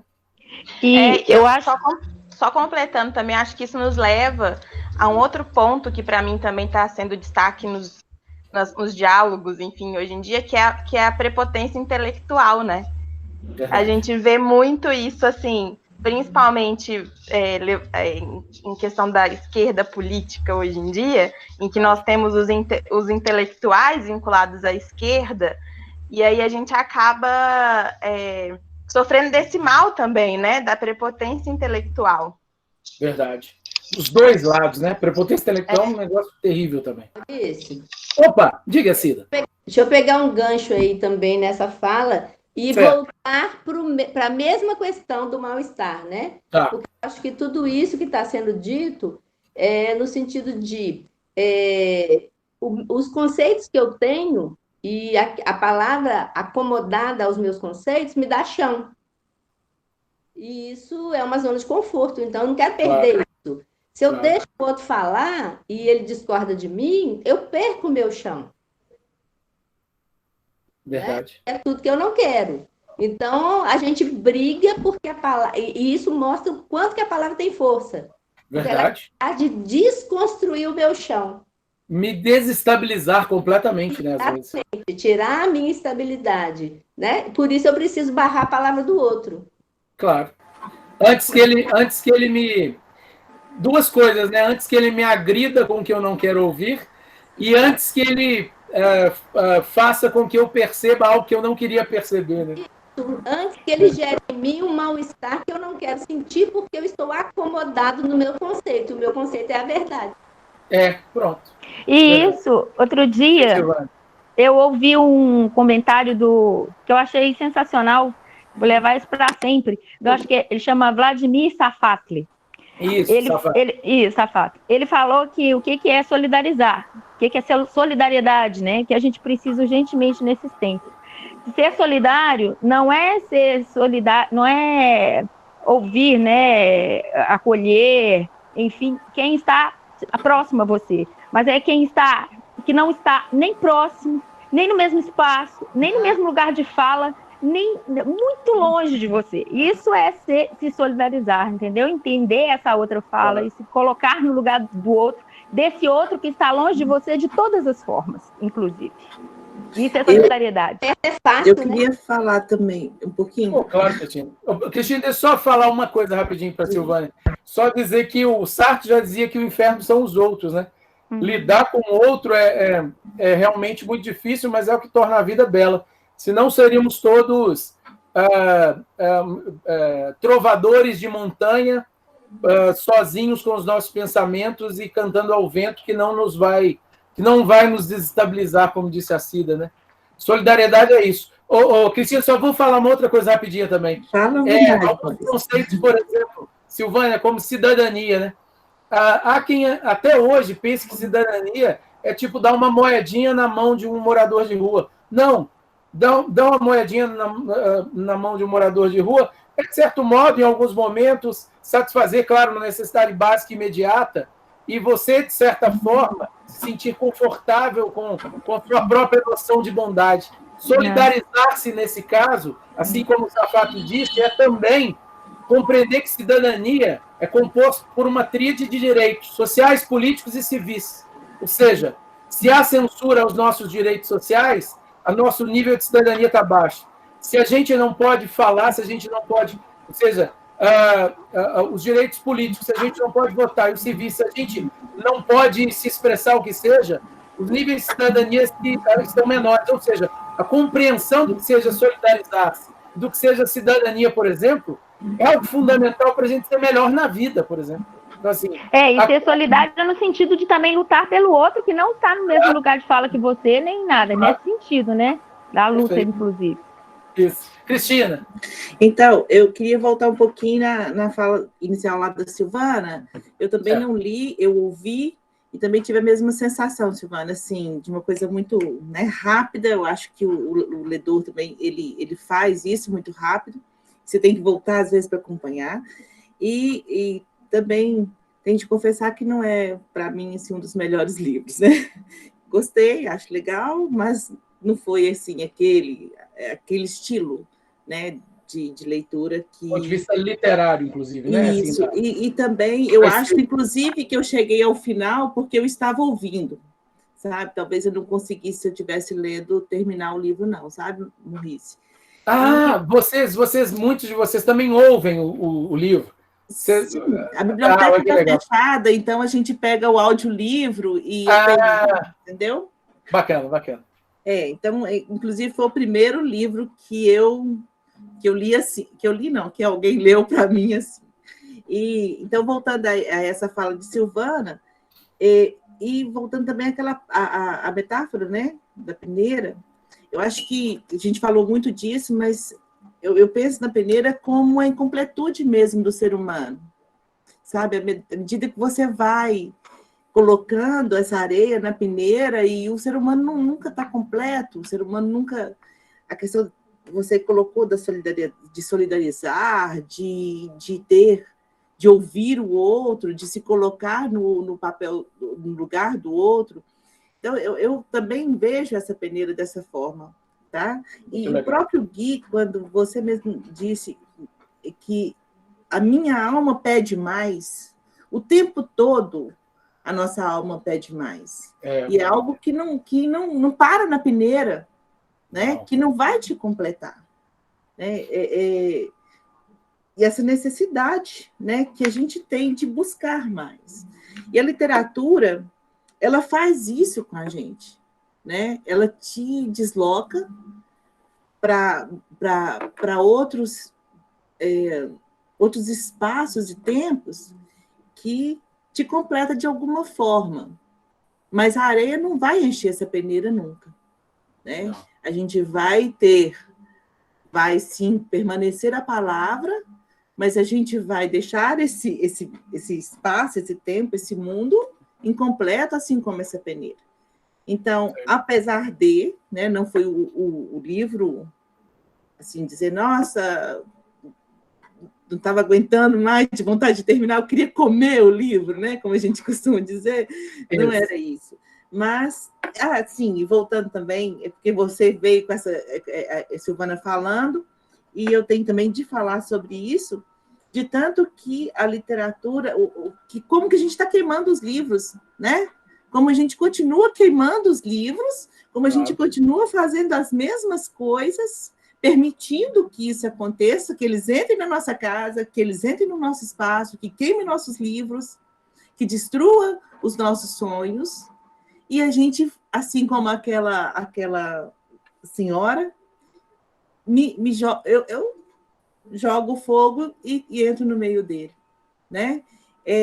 Então, um pouco disso também, dessa metáfora, de que a gente continua deixando os bombeiros queimar nossos livros, continua deixando eles tirar nossos sonhos e não deixar a gente colocar mais areia nessa peneira. É isso. Claro. Ô, Cristina, esse negócio de queimar livro, me lembrei são formas, né, de censura e formas de queimar livro. Eu me lembrei quando eu trabalhava em Betim, que eu sou professora, né? Todo mundo sabe, mas o mediador não. Bom, quando eu trabalhava em Betim, eu tinha muito problema com livro, com pessoas assim, né, religiosas que não queriam que os filhos pegassem determinados livros, não queriam que eles lessem determinadas literaturas. E uma vez foi com O Inferno de Dante. Era um livro adaptado, que também é uma censura, assim, um livro que ele era menorzinho, assim, que eu também acho que é um tipo de censura, de queimar o livro, enfim, mas tem adaptações legais. Enfim, aí a capa era toda do Inferno de Dante, era uma capa bem assim, mas essa mãe, ela falou assim, como é que você deixa? Ela era pedagoga, né, na época, ela falou, como é que você deixa meu filho levar isso? Isso é um absurdo, isso aqui vai contra a minha religião, vai contra tudo, não pode você deixar um livro, você deixar uma criança ler um livro de demônio, de capeta, enfim, então, essas censuras, né, isso é uma forma também de queimar os livros. Só queria completar. Páginas. A outra coisa também que eu achei muito interessante, no final, quando ele diz assim, fulano é um livro que ele leu, ciclano, é como se ele assumisse, né, eu sou eclesiástico, fulano eu não vou me lembrar agora os títulos, mas assim, como que as pessoas se tornam aquilo também que lê. Eu achei muito interessante essa parte. Eu queria, se eu tivesse com o livro físico na mão, eu teria marcado, com certeza. Não, essa parte também eu amei, assim, até escrevi aqui, são homens livros, né? Inclusive são homens e mulheres livros, tá? Vamos lá. Então, assim, se eu fosse... Nós somos todos homens e mulheres livres, né? Porque nós temos pedaços.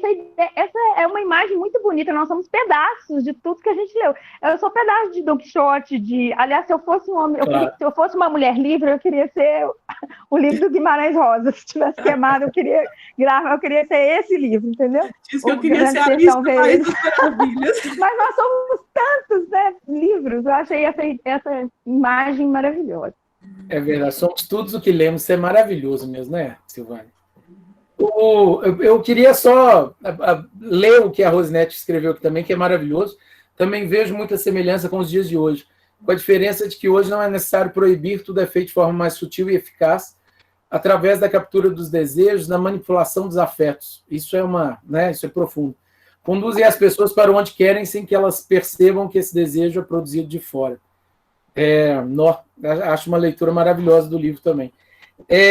Queria só falar um conceito, que é o conceito de transleitura, vai ao encontro do que a Cristina e a Silvana disseram, que eu acho que vocês podem querer ler, no José Paulo Paes, inclusive, vou citá-lo de novo. Tem um livro do Paes, inclusive, que chama-se Transleitura, em que ele fala que nenhum de nós faz uma leitura, que é algo muito vinculado ao que o Mário disse aqui também. Nós fazemos, em verdade, uma espécie de transleitura, porque esse diz respeito à transversalidade da nossa própria vida. Assim. Olha bem, se eu coloco aqui, nesse momento, um trecho de Machado de Assis, se esse trecho está falando, por exemplo, de uma temática como alguém que morreu de um determinado tipo de doença, cada um de nós vai fazer uma leitura vinculada às experiências que tem com pessoas queridas que perdemos por conta de doença. Mais que isso, cada um de nós vai fazer uma transleitura em função do modo como lemos ou o que lemos de Machado de Assis.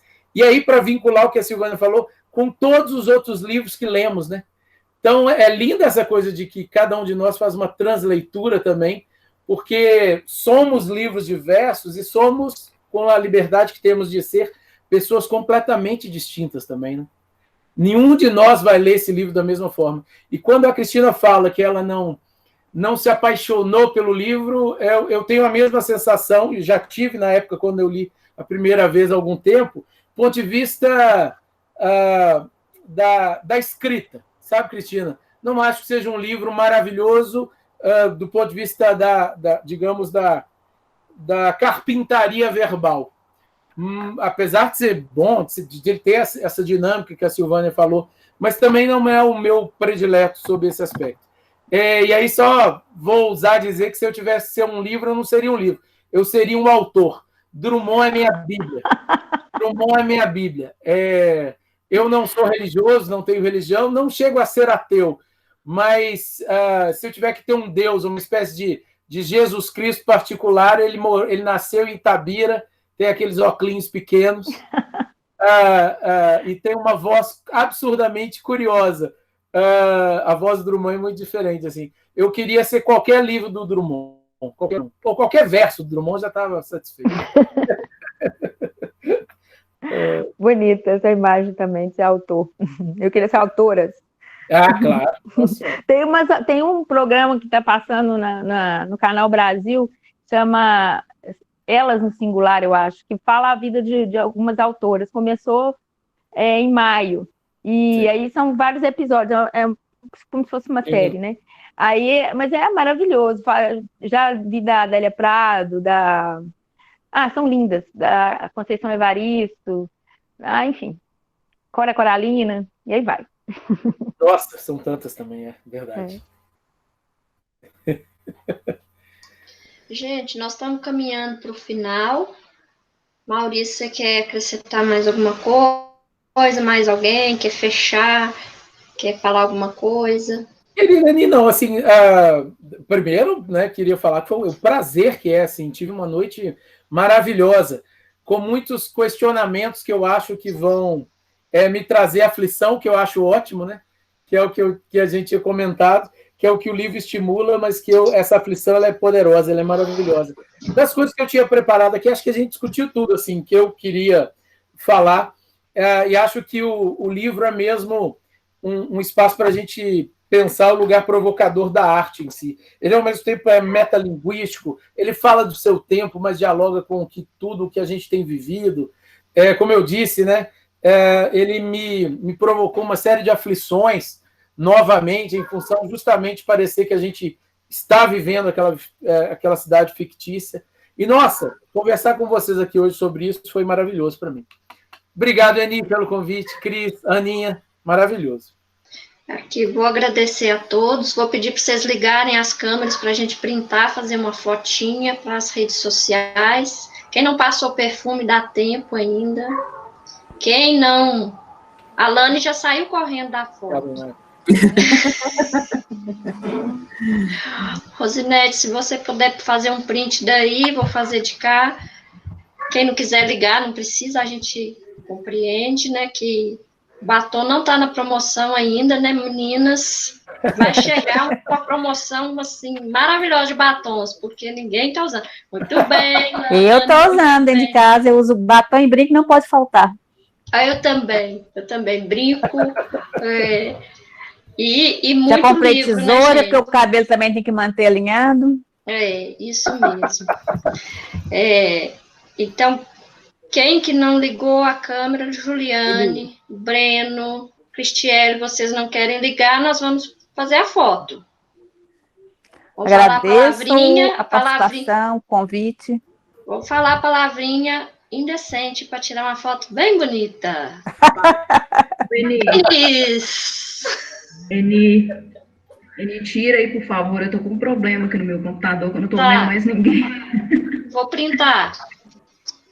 Falem, gente, sem microfone ligado, que fica um sorriso lindo com essa palavra fálica. Denise. Ok. Aqui eu quero agradecer a Ana, viu, Ana, por ter nos ajudado com o contato, Cristina. Maurício, foi maravilhoso. Você volta depois para participar. Nossa, com prazer. Foi delicioso. Muito obrigado, porque gente. Aqui eu coloquei aqui no texto... Fotografiando para nós. Top. Prazer. Tertúlia, para nós, é um espaço da gente compartilhar a leitura, né? Porque ler era um ato solitário. Para nós, não. Para nós é um ato compartilhado. A gente faz transleitura, a gente faz intertextualidade e a gente escuta o outro. É um lugar de muito compartilhamento mesmo. E a gente quer falar mais. E a gente vai, então, para o próximo livro, que é Casa Grande Senzala, né? Opa, nossa senhora! Imperdível. Nesse livro, gente, vocês exercem os seus direitos de ler só um pedacinho, pular página, porque é um livro grande demais. A gente tinha pensado em ler ele em julho e agosto, né? Mas nós estamos com o encontro atrasado, então ele vai ficar para setembro. E agradecer mesmo. Cristina, você quer também fazer um agradecimento? Bom, agradecer Maurício dessa participação, tanto que ele foi atencioso, carinhoso, né? E disponível para estar participando com a gente. te convidar também, espero em breve a gente poder se reunir, né, para aquele nosso café de sempre, para o nosso lanche, uma boquinha. E também ser convidada para o sarau dele, né? Claro, não. O sarau já tem um tempão que não acontece. Que tal a gente já promover o sarau Tertúlia? Já é bom pensar. Pós-pandemia. Vai ser maravilhoso. Vou preparar alguma coisa de Drummond nesse dia. Ah, isso é ótimo. Maravilhoso. Vou levar o João para tocar trombone também, então. Sensacional, vai ser demais. Então, Ana. Põe ele para treinar. Ei, tava aqui treinando hoje. Faz uma live para nós, só música boa. Depois vocês receberão a avaliação.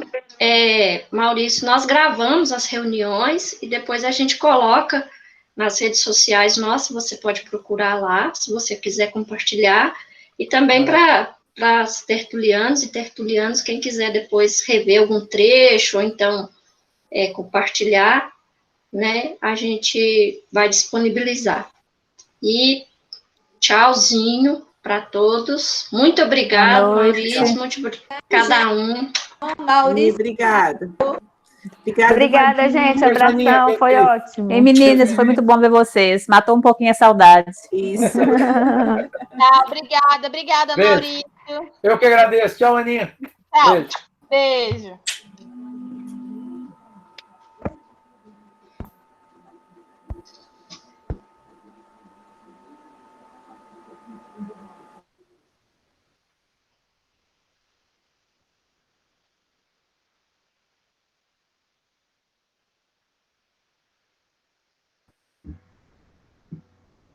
Aí sempre fica a pergunta, como é que sai?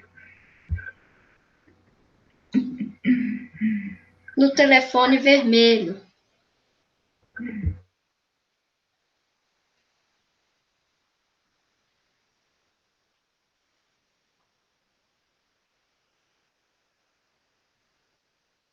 Luciene, você quer que eu tiro você da reunião? Faça assim. Porque senão fica gravando. Pode tirar? Ou você consegue tirar?